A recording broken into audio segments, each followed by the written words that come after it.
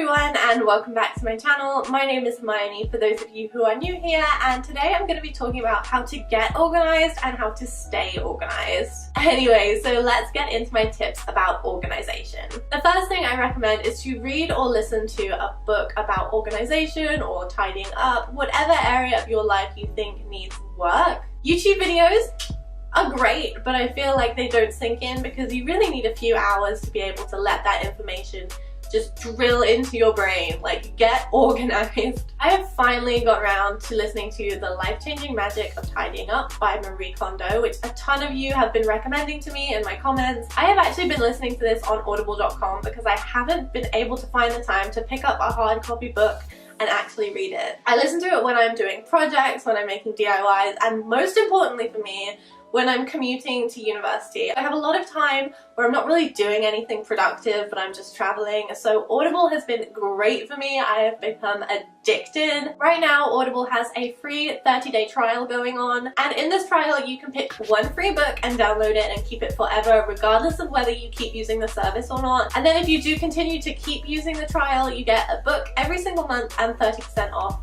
everything. So you can download your first book today and start listening to it straight away, and they have a ton of different books by loads of different authors. I will leave my link on screen and down below. If you click onto this and you go to the Audible site, you get that free 30-day membership trial and you get the free book. So definitely go check it out because really, what is there to lose? It's a free book. Anyway, this book I think is amazing for organizational purposes. It has just changed the way I think about the stuff I have and the volume of stuff I have. If you've never heard of The Life-Changing Magic of Tidying Up,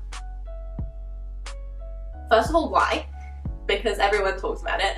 Second of all, you totally need to read it. It's great. Basically a really efficient way of decluttering and getting rid of all of the stuff in your life that you don't need. And it's supposed to make you really organized, motivated, and therefore more successful. So I 100% recommend this book. I think it's fantastic and I'm getting there with my tidying up. I do a little bit at the time, but it's really changing the way I think about the stuff I have in my house. So to round up my first tip, I recommend using a book as your springboard into organization that will give you the right foundations that you want to use in your life. The second thing I'm going to talk about is planners.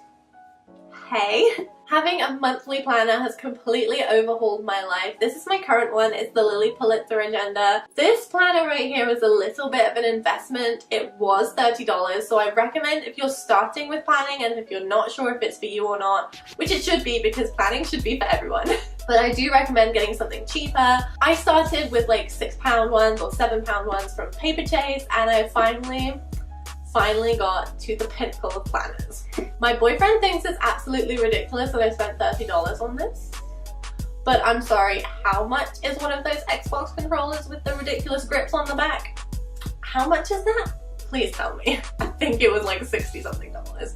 Just saying. What I think is really important in a planner, there are 3 things I look for. First of all, I look for a monthly spread. This is double page so you have more space to write on, but I think that's really important so you can see your month at a glance and you can kind of think about scheduling conflicts and things like that. The next thing I think is really important, I didn't know I needed until I got this planner, and that's have a to-do list next to the month. And this is really helpful for those things that aren't urgent but really do need to get done within a certain time frame. And then you have your weekly spread, which is very important for me to have in a planner. Some people like the daily spread. I like the weekly spread because I don't want to completely overwhelm myself. So here I have all of the lectures I need to go to for university, and then all the filming I need to do and the emails I need to write, and I think that works really well. And my absolute #1 thing in a planner is that it has to be handbag size and it can't be too heavy. This one's a little heavy, but it fits perfectly in my handbag, so I can take it with me wherever I go and use it on the go, which I do all the time. My next tip is to use a calendar, and this is pretty much similar to the monthly spread in the planner, but have a calendar on your wall and have it somewhere where you can see it, and this way you know if you have deadlines, appointments, etc. I am not a tech person and I hate having planners or reminders on my phone because they just get all jumbled up. If that works for you, then it's great. It's a really efficient way of doing things. It just doesn't work for me because I like to write things down. So I have a wall calendar, and it's literally just a sheet of plastic from TK Maxx. It's kind of like contact paper, and you can stick it on the wall. I think it's just really useful to have somewhere where you can see it all the time and you know what you're going to do and when you're going to do it. My next tip is to get a notebook and take it with you everywhere. Use it for everything. Make lists on songs you want to download, movies you want to see, shopping lists, to-do lists, whatever you need to remember. Write it in your notebook. I've thought about bullet journaling, but it just looks really time consuming. Let me know in the comments if you actually have done that, because I really want to know whether it works for you or not. But I really like the concept of having running lists and just adding to them as you go. I think that's a really cool idea, so maybe you could use your notebook in that way. The next thing is to-do lists, which I touched on quickly in the notebook section.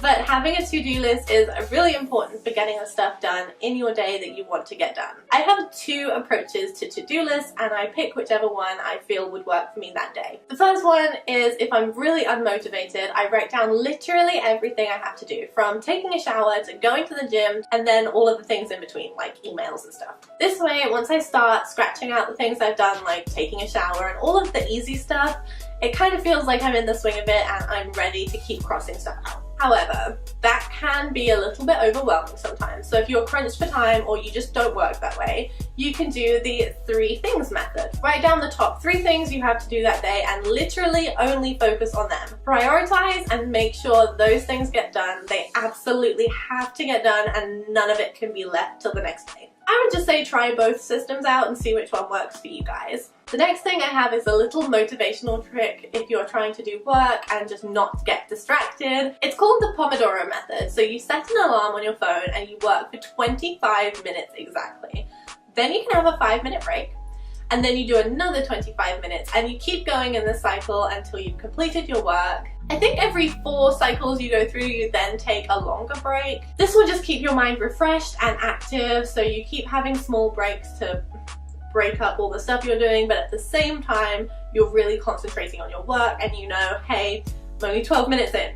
I cannot check social media. So that is everything, and I really feel like I could go more in depth about all of these things because I've talked about them for long enough. I feel like every single one deserves its own video, but this was just kind of a broad variety of all of the things I like to do to stay organized and therefore stay motivated. If you have any kind of methods that you use that I haven't mentioned, please let me know in the comments because I'm always really keen to hear about what other people like to do to stay organized. And also, if anything in this video you would like me to expand upon in another video, I would love to do that, so do let me know. Thank you guys so much for watching, and if you haven't already, don't forget to subscribe and like this video. It would make me really happy. So I think that's everything, so I'm gonna leave it here.